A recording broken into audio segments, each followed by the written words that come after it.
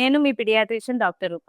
After so many days మన previous వీడియోలో new Born babies లో జాండీస్ ఎందుకు వస్తుంది గల కారణాలు ఏంటి డిస్కస్ చేసుకోవటం జరిగింది. ఇప్పుడు ఈ వీడియోలో జాండీస్ కి అసలు ట్రీట్మెంట్ ఎప్పుడు ఇవ్వాలా లేదా తెలుసుకుందాము. ఫస్ట్ 24 hours ఆఫ్ లైఫ్ అంటే ఫస్ట్ డే బేబీకి లేదా more than 7 to 10 days baby delivery అయినాక జాండీస్ గానీ ఉంటే దాన్ని పెథలాజికల్ జాండీస్ అంటారు. అప్పుడు ఇమీడియట్ గా మీరు రెగ్యులర్ గా చూపించుకుంటున్న పిడియాట్రిషియన్ ని కన్సల్ట్ అవ్వాలి. థర్డ్ డే ఆఫ్ లైఫ్ అంటే 3వ రోజు నుంచి జాండీస్ స్టార్ట్ అయితే అది బేబీ వెయిట్ ని బట్టి, మెచ్యూరిటీని బట్టి, రెస్పిరేటింగ్ ఫ్యాక్టర్స్ ఎందుకు జాండీస్ వచ్చింది అంటే రిస్క్ ఫ్యాక్టర్స్ ని బట్టి ట్రీట్మెంట్ ఇవ్వాలా లేదా డిసైడ్ అవుతుంది. ట్రీట్మెంట్ ఆప్షన్స్ అసలు ఏముంటాయి? ఫస్ట్ థింగ్, కామన్ కాజ్ ఏంటంటే బేబీస్ కి ఫీడ్ సరిపోకపోతే జాండీస్ పెరిగే ఛాన్సెస్ ఉంటుంది. సో ఫీడ్ ఖచ్చితంగా బేబీకి సరిపోతుందా లేదా, మదర్ ఫీడ్ సరిపోతుందా లేదా చెక్ చేసుకోవడం వెరీ వెరీ ఇంపార్టెంట్. ఇంకా ట్రీట్మెంట్ ఆప్షన్స్ అంటే ఫోటోథెరపీ. కామన్ గా రెగ్యులర్ గా ఫోటోథెరపీలో బేబీస్ ని పెట్టడం వల్ల జాండీస్ తగ్గుతుంది. ఇంకొకటి ఎక్స్చేంజ్ ట్రాన్స్ఫ్యూషన్. అది